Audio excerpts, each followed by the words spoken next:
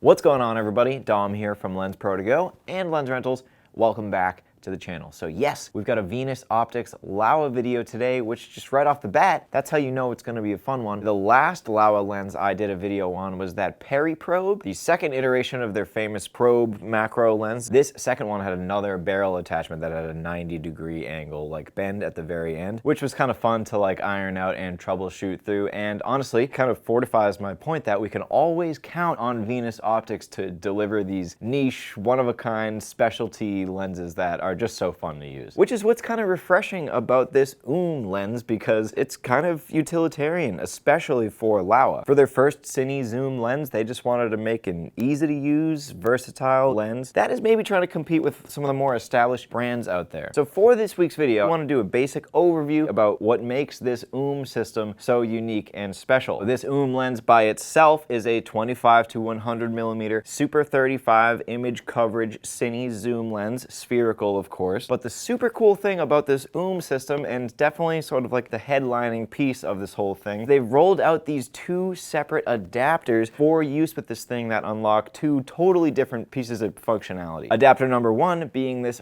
full frame adapter that's going to give it that 1.4 times magnification needed to illuminate a full frame sensor. For example, what the Sony FX6 has next to me here. And adapter number two, this 1.33x Anamorphic adapter. This adapter has a teeny little cylindrical element at the end that's going to transform the spherical image circle from the OOOM into the HD anamorphic stretch ratio. And this red Komodo makes a perfect pair for that adapter because it already has all these built-in anamorphic modes, and a Super 35 1.3x mode is one of them. I'm going to be doing most of the testing on this OOOM on the Sony FX6, considering its Super 35 and full frame video modes. And then, as you can see built up here, I'm going to test that anamorphic adapter on the Komodo. And again, the point here is to see if we run into any weird coverage or illumination issues, but also secondarily to figure out if the OOOM is going to deliver that versatile, easy to use cine zoom experience that they are going for, while of course delivering a pleasing image, because at the end of the day, that's what it's all going to come down to. So let's cut right to the chase, check out some of those tests, come back in here, wrap it up, pitch it to the next video. You guys know the routine by now. Let's check this thing out.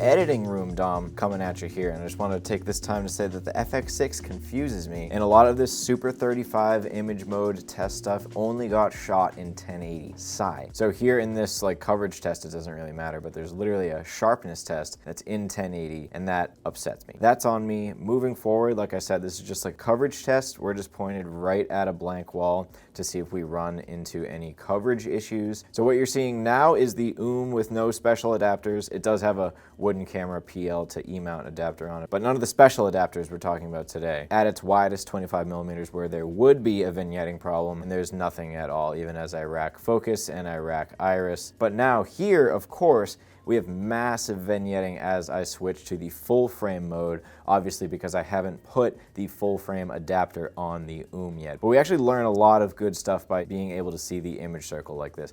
A, I can actually see that the illumination circle from this lens is a teeny bit skewed to the right of the image here, so that is a teeny bit concerning. B, this is also going to allow me to see that the vignetting is going to get worse as I focus towards infinity, which is the case with most lenses. You can see as I rack from close focus to infinity, that circle getting very slightly smaller. So that is just one more helpful thing to know. And C, the thing that I love to test that does not get advertised is at what point in the zoom range does the vignette go away or become so unnoticeable that you don't care about it. So here, as you can see, I'm just really slowly zooming through the focal length range, stopping at like the big ones that are marked on the lens. And just by my eye, the image becomes totally vignette free at about 70mm and up. But honestly, I think you could totally get away with 50mm. That has a very like slight amount of vignetting, but honestly, I think that amount of vignette makes most things look better. But from like an optical standpoint, 70mm on up, you could actually shoot on the full frame mode without the full frame adapter. And that's something that the white papers don't tell you. All right, now back to boring old proper coverage time. Now we finally have the lens with the full frame adapter on the full frame mode, and as you might expect, we encounter absolutely absolutely zero coverage or vignetting issues, even as I rack focus all the way to infinity and I rack iris all the way down to 22.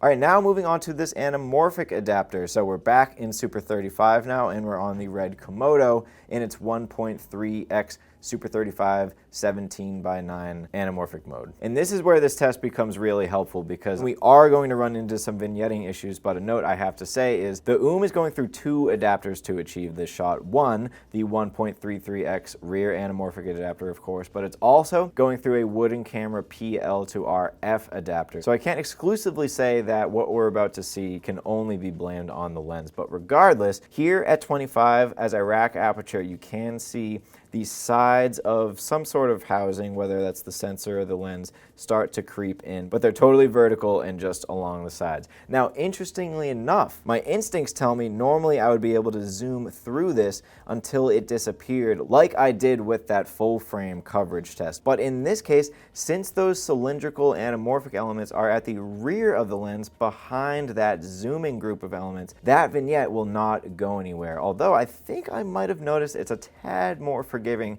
at 100mm, but why that is beyond me. Moving on. Now, when I was shooting this in the studio, I mistakenly told a coworker of mine that this OOOM lens was parfocal, and indeedly I was wrong. And I'm a bit surprised by this, considering how much effort Venus Optics puts into achieving other optical benchmarks. This lens was clearly very well realized and well thought out in a lot of other ways, but I just would have thought that that would have been something on the drawing boards from the very beginning. So if you fix a focus point at 100mm, go out to 25, it is not nearly as noticeable as the other direction. Here in these tests, I set a focus point at 25mm, zoom into it at a 100. I have to do a significant adjustment in focus. I actually wished I looked at how much of an adjustment that was on the barrel, but I would guess it was in like the 1 foot ballpark.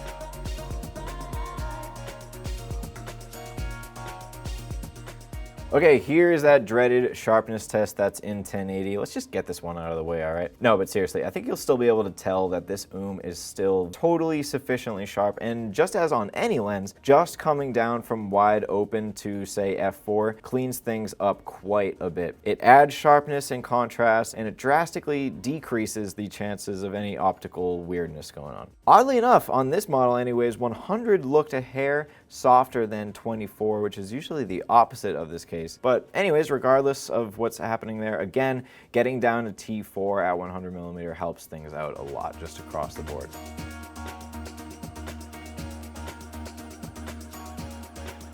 All right, let's get back to 25mm and do this quick pan around here to test out the distortion at the wider end of this zoom range. Now, a few things to keep in mind here. It's not parfocal, but what Laowa is really bragging about the OOOM is its 0D distortion management. Laowa is really proud of this on a lot of their other lens models, but just to brush you up, the distortion they're talking about there is rectilinear distortion, aka vertical lines. So if you keep an eye on the vertical lines on the resolution chart here, as I pan across, you'll see how well those are maintained and how true to a vertical shape they are. Though at the same time, you will for sure notice the barrel distortion, which is that stretching slash pulling, pushing towards the edges of the frame that we've all seen before. It's important to make that distinction because there is definitely barrel distortion, but the lens is very, very rectilinear. So here now at 35, you can see how it's still perfectly rectilinear, of course, but now that barrel distortion is going to calm down significantly after this point.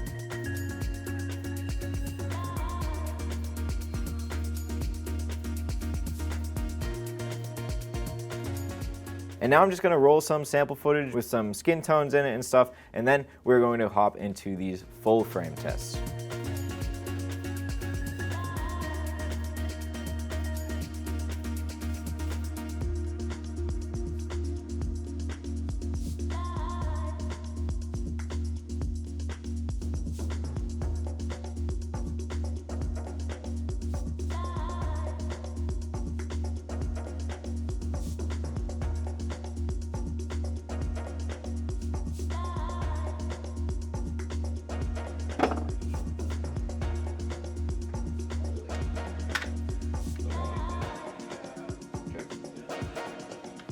Okay, full frame sharpness, and thank goodness we are back in 4K. Now a few things to note here again. At 25mm full frame, I'm a few feet closer to the chart than before when I was at 25mm, for whatever that's worth. Same story here though, of course. Toggling between 2.9 and 4 shows you how it cuts off some of that ghosting that might have been happening at T2.9. And like I said before, I'm tempted to say this lens is becoming increasingly astigmatic as you go through the zoom range. Just this model anyways, because on both 100mm chart tests now, it seems the corners are sharper than the center. Very curious about that, but anyways, like everything else, stopping down to f4 makes this a lot harder to notice.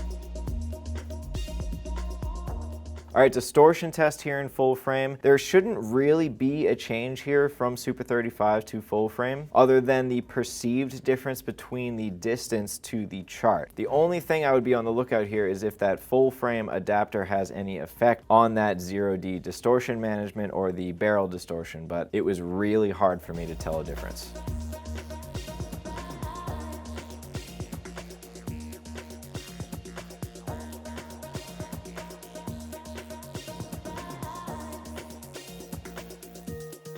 All right, and now for some full frame sample footage here. Now you're gonna see a lot of the same stuff, but now you'll be able to tell in tack sharp 4K Ultra HD that I probably need to catch up on sleep.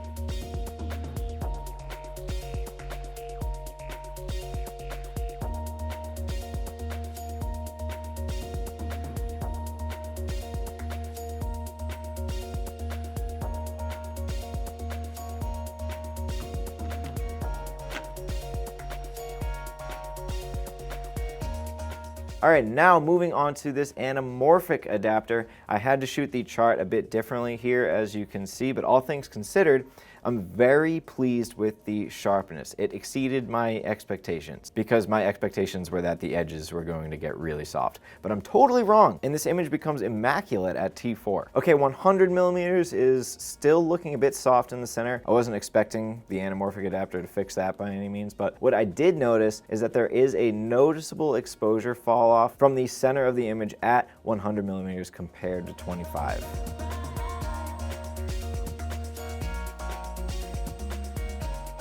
Okay, so distortion test on anamorphic. Again, a few things that are going to be good to keep in mind here. So that anamorphic adapter, placing those cylindrical elements at the rear of the lens, is going to do some good for this lens, but it can also be a drawback too. Here, it's great because we already know the lens will handle this distortion test excellently. So the only variable now is this anamorphic adapter. And because it's on the rear and not the front, it's my best guess that this is going to improve sharpness and maintenance of barrel distortion. Probably past 35mm, I wouldn't really be worrying about any of that on this lens, which is wonderful.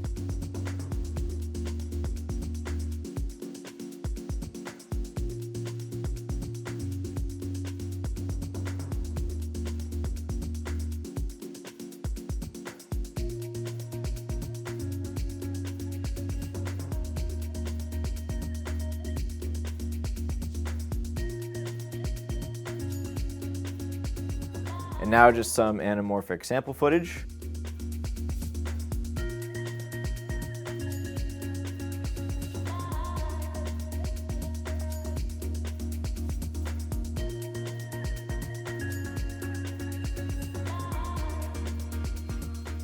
Now here is one of those drawbacks to the rear anamorphic design that I was mentioning. And this is true of super expensive rear anamorphics too, not just this lens. So those quintessential anamorphic lens flares and streaks you might have been hoping for on this system are going to be a lot harder to achieve on this lens than a front anamorphic. You can see that some of those characteristics are present in some of this footage, but that effect is just going to be a lot more faint than if that light was hitting the anamorphic elements at the front of the lens rather than the rear. But you will notice you definitely have no lack of this kind of corner and edge blooming right here that kind of looks like a solar flare. That's coming in strong for sure, and that is really reminiscent of a lot of anamorphic lenses I've tested. I also try to get a couple shots at different points in the focal length range, like 100 and 55, and I think 55 is a real sweet spot here for this lens on the anamorphic. I just thought everything was so well managed here.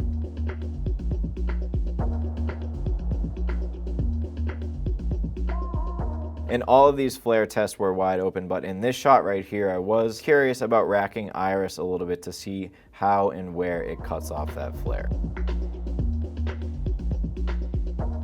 And finally here, I also did a flare test in the regular old spherical super 35mm mode where I zoomed through the lens flare, which is always interesting to see what that does. And I guess I forgot to do a full frame version of this lens test. So whoops, way to go, Dom.